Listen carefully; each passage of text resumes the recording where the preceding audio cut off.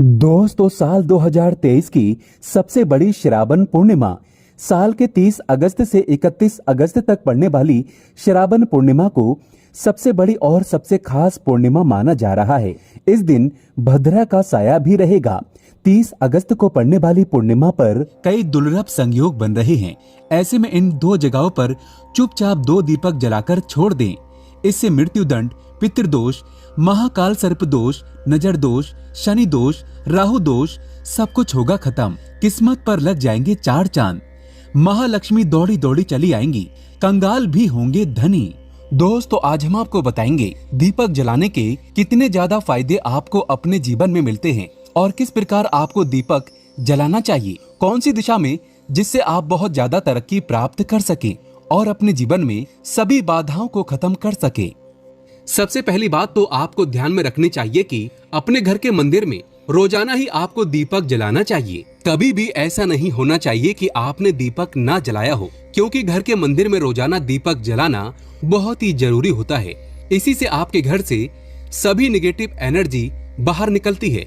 अगर आप कोई भी दीपक नहीं जलाते हैं घर के मंदिर में या फिर अपने घर में शाम के समय, तो इससे आपके घर का वातावरण बहुत ज्यादा नेगेटिव तो होता ही है। आपके घर की परेशानी भी बहुत ही ज्यादा बढ़ने लगती है। घर का जो मुखिया होता है उसे बहुत ज्यादा ही मेहनत करनी पड़ती है। इसकी वजह से परेशानी, डिप्रेशन और टेंशन में घर का मुखिया पहुंच जाता है। शाम का समय हिंदू धर्म में बहुत ही ज्यादा महत्वपूर्ण माना जाता है और जो लोग शाम के समय कभी भी घी का दीपक या फिर तेल का दीपक अपने घर में नहीं जलाते हैं, तो उनके घर में हमेशा ही मुसीबत बनी रहती है। यानी कि एक मुसीबत से निकलते हैं तो दूसरी मुसीबत में उससे पहले ही फंस जाते हैं और हमेशा ही धन की समस्याएं, परेशानियां बढ़ती रहती हैं। उनके जो बच्चे होते हैं वो भी उनके खिलाफ होने लगते हैं, उनका कहना बिल्कुल भी नहीं मानते हैं। इसी तरह से घर का पूरा माहौल ही दुखपूर्ण होने लगता है। काफी लोग इन चीजों को मानते भी हैं, लेकिन जानते हुए भी उपाय नहीं कर पाते हैं और भूल जाते हैं। उन्हें इन चीजों से होने वाले नुकसान के बारे में पता नहीं होता है। इसीलिए रोजाना आपको एक घी का दीपक या फिर तेल का दीपक जलाना बहुत ही जरूरी होता है। अगर आप नहीं जला सकते हैं तो कोई और व्यक्ति भी आपके घर में दीपक जला सकता है, लेकिन रोजाना दीपक जलाना बहुत ही जरूरी होता है। इसी से आपकी सभी नेगेटिव एनर्जी आपके घर से हमेशा बाहर रहती है। दोस्तों, शाम का समय ऐसा होता है जिस समय नकारात्मक ऊर्जाएं बहुत ही ज्यादा प्रबल होती है और आपके घर में प्रवेश कर जाती है। ऐसे में अगर आप घर में या घर के मंदिर में दीपक नहीं जलाते हैं तो नेगेटिव एनर्जी आपको बहुत ही ज्यादा परेशान करती है। आपके सभी काम बिगाड़ने लगती है। जिस समय सूरज डूब जाता है उसी समय ये नेगेटिव एनर्जी बहुत ही ज्यादा प्रबल हो जाती है। उसी समय आपको मुंह हाथ पैर धोकर दीपक जलाना चाहिए। अगर आप खुद नहीं कर सकते हैं तो कोई और व्यक्ति भी आपके लिए ऐसा कर सकता है। दोस्तों, अब जिस घर में बहुत सारे लोग बीमार रहते हैं या फिर बीमारी कभी भी ठीक नहीं होती है, तो ये भी एक संकेत होता है कि आपके घर में बहुत ही ज्यादा नकारात्मक ऊर्जाएं हैं जो परेशानियों को, बीमारियों को, मुसीबतों को बहुत ही ज्यादा बढ़ा रही हैं। इन सभी चीजों को खत्म करने के लिए आपको अपने घर में जब सूरज ढल जाता है तो उस समय घी का दीपक या फिर सरसों के तेल का या फिर तिल के तेल का दीपक भी पूर्व दिशा में आप जला सकते हैं। लेकिन रोजाना इन चीजों को करना बहुत ही जरूरी है, तभी आपको इसके लाभ मिल पाते हैं। अगर आपके घर में धन से जुड़ी समस्याएं, नौकरी, व्यवसाय से जुड़ी हुई कोई भी समस्याएं हैं, अगर ऐसी समस्याएं बहुत ही ज्यादा होती हैं, तो आपको अपने घर के उत्तर दिशा में रोजाना ही घी का दीपक जलाना चाहिए। इसे एक भी दिन आप मिस ना करें। अगर आप रोजाना उत्तर दिशा में घी का दीपक जलाते हैं तो इससे आपकी धन से जुड़ी हुई समस्याएं खत्म हो जाती हैं। जिन लोगों को नौकरी नहीं मिलती है तो उनको भी नौकरी मिलने लग जाती है। और अगर वही व्यक्ति जिसको परेशानी है और वही अगर रोज दीपक जलाता है तो इससे मिलने वाले फायदे और भी ज्यादा हो जाते हैं। शाम के समय घी का दीपक या फिर तेल का दीपक जलाना बहुत ही जरूरी होता है। आप कभी भी इन चीजों को नजरअंदाज ना किया करें, क्योंकि इन्हीं से आपके जीवन में परेशानियां बढ़ जाती हैं और आपको मुसीबतों का सामना करना पड़ सकता है। आपको ये जानकर हैरानी होगी कि जो भी घी का दीपक आप जलाते हैं उससे जो निकलने वाली ऊर्जाएं होती हैं वो आपके घर में जब फैलती है तो इससे घर का माहौल एकदम से सुख में बनने लगता है, यानी कि पॉजिटिव होने लगता है। घर के सभी लोग शांति से रहने लगते हैं।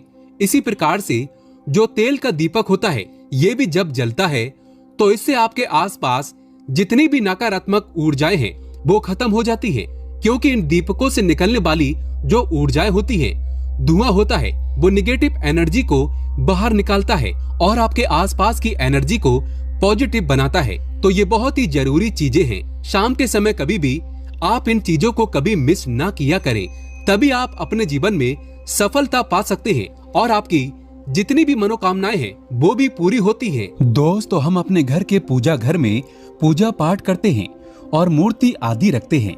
दोस्तों, मूर्ति का क्या महत्व होता है, आज हम आपको इस वीडियो के माध्यम से बताने वाले हैं।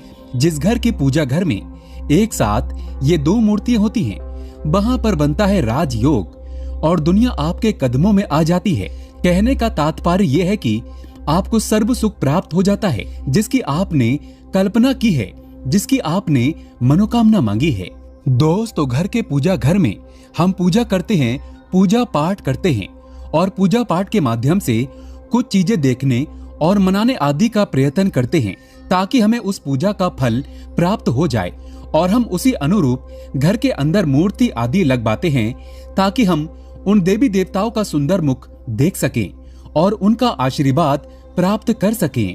लेकिन दोस्तों, अगर हम अपने घर के पूजा घर में इन मूर्तियों के साथ अन्य मूर्तियां भी रखते हैं, तो निश्चित तौर पर हमारी किस्मत बदल जाती है और देखते ही देखते हमारे जीवन के अंदर की सारी कंगाली समाप्त होने लगती है। दोस्तों, बात करते हैं उन मूर्तियों के बारे में कि आखिर कौन सी दो मूर्तियां एक साथ में आपको रखनी चाहिए, ताकि उसका सच्चा सर्व सुख आपको प्राप्त हो सके। और सबसे पहले अगर हम किसी मूर्ति की बात करें, तो दोस्तों, अगर आप श्री कृष्ण के भक्त हैं और बाल गोपाल की मूर्ति रखते हैं, तब आपको भगवान श्री कृष्ण के साथ माता रानी राधा जी की मूर्ति भी आपको जरूर रखनी चाहिए। दोस्तों, यह भगवान कृष्ण की अगर आपके घर में तस्वीर है, तो उसके साथ राधा जी की भी तस्वीर संयुक्त जोड़े के रूप में आपको लेकर आनी चाहिए। दोस्तों, ये प्रेम और एकता की एक ऐसी अनोखी मिसाल है कि जिस घर में इन दोनों की तस्वीरें होती हैं, तो समझ लीजिए उस घर के अंदर किसी भी प्रकार का गृह कलेश नहीं होता है। दोस्तों, पति पत्नी और परिवार जनों के बीच परस्पर प्रेम रहता है और घर में धन धान्य में अपने आप ही वृद्धि होती है। इसीलिए ये जरूरी माना गया है। अगर आप भी इन मूर्तियों को रखते हैं, तो निश्चित तौर पर आपके जीवन में अपने आप ही फायदा प्राप्त हो जाएगा। दोस्तों, कई लोग अपने घर में माता लक्ष्मी की पूजा करते हैं, तो सोचते हैं कि भगवान विष्णु की भी पूजा करें या ना करें, या फिर उनकी मूर्ति साथ में रखें या ना रखें। दोस्तों, हमेशा भगवान श्री विष्णु जी और माता लक्ष्मी की पूजा आपको एक साथ करनी चाहिए। दोस्तों, देवादिदेव महादेव भगवान विष्णु और भगवान ब्रह्मा जी तीनों ही देवताओं को सर्वशक्तिमान देवता माना गया है और त्रिदेवों में भगवान विष्णु जी को पूजा जाता है। तो अगर आप अपने घर के पूजा घर में लक्ष्मी नारायण जी की संयुक्त रूप में पूजा करते हैं, तो निश्चित तौर पर आपके घर में दिन दुगनी रात चौगनी वृद्धि देखने को मिलती है। दोस्तों, इसीलिए आप भगवान विष्णु जी के साथ माता लक्ष्मी जी की पूजा करें। अगर माता लक्ष्मी की अकेली तस्वीर है, तो आपको उनके बाएं तरफ भगवान श्री गणेश और भगवान श्री कुबेर जी की मूर्ति या तस्वीर अपने घर के मंदिर में जरूर लगानी चाहिए।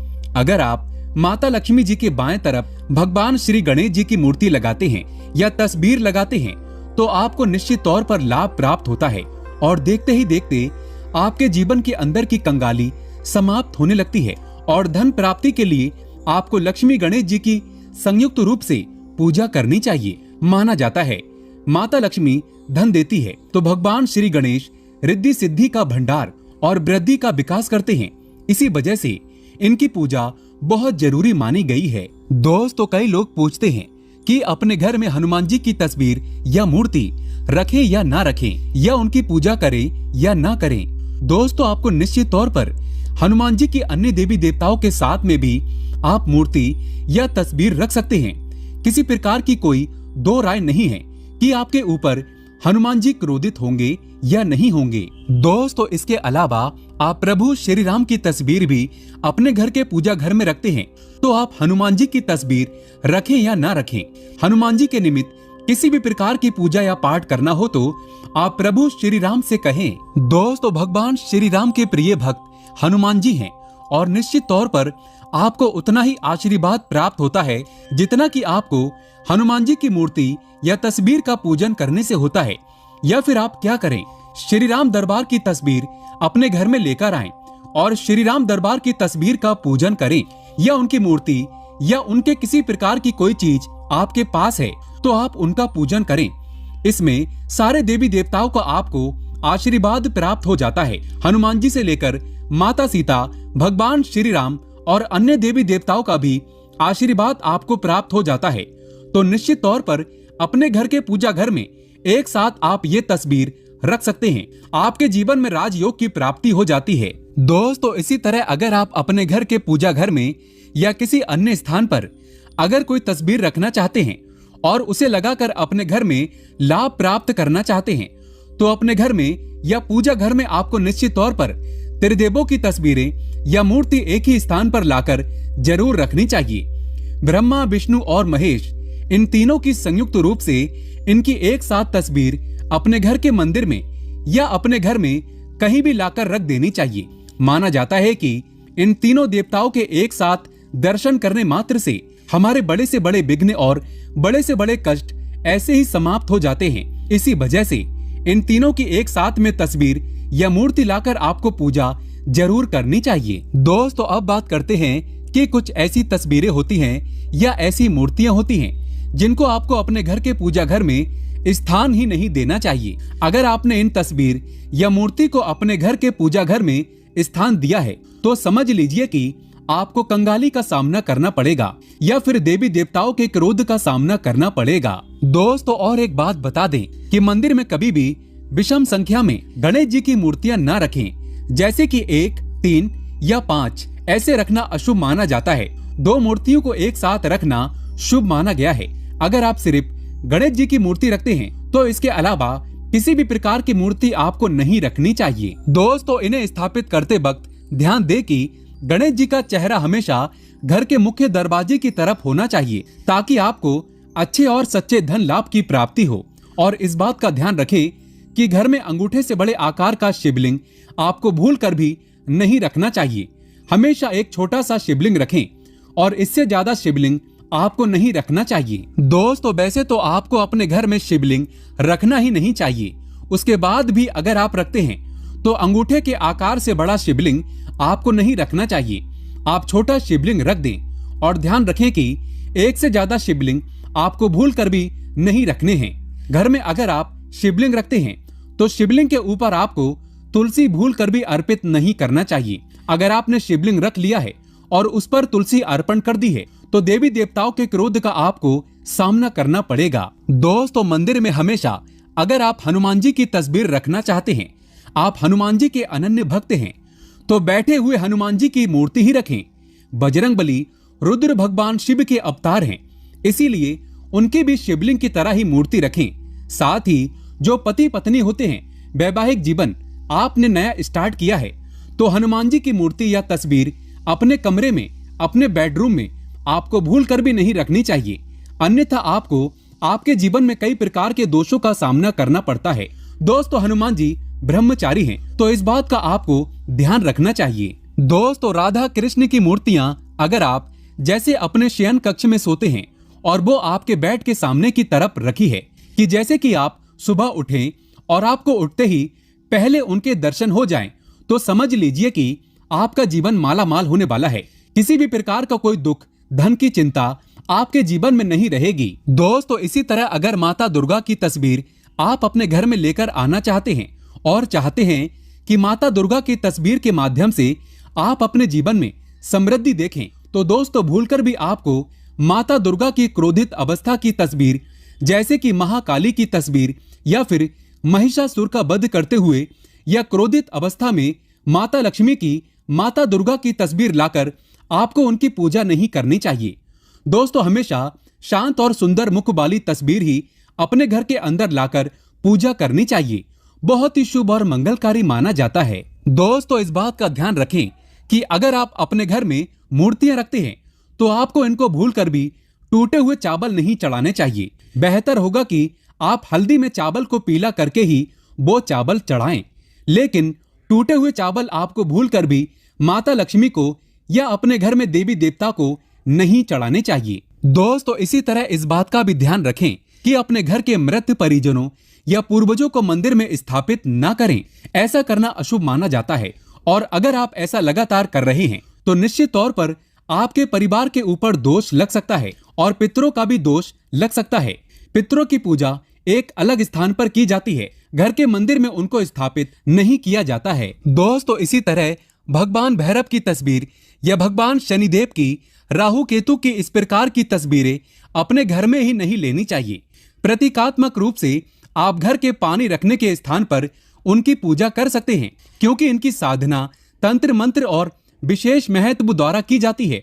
घर के अंदर आप ऐसे ही इनकी पूजा पाठ आप नहीं कर सकते हैं। इनकी पूजा पाठ में अगर किसी प्रकार की कमी रह जाती है तो उनको बहुत ज्यादा क्रोध आ जाता है। इनके क्रोध का आपको सामना करना पड़ता है। इसी वजह से आपको इस प्रकार की तस्वीरें या मूर्तियां अपने घर के अंदर नहीं रखना चाहिए। और जो पहले हमने आपको बताया उस प्रकार की तस्वीरें तो निश्चित तौर पर आप रखकर अपने जीवन में फायदा प्राप्त कर सकते हैं। दोस्तों, अगर आप भगवान शिव से प्यार करते हैं तो कमेंट बॉक्स में लिखें हर हर महादेव, ओम नमः शिवाय, जय शिव शंकर।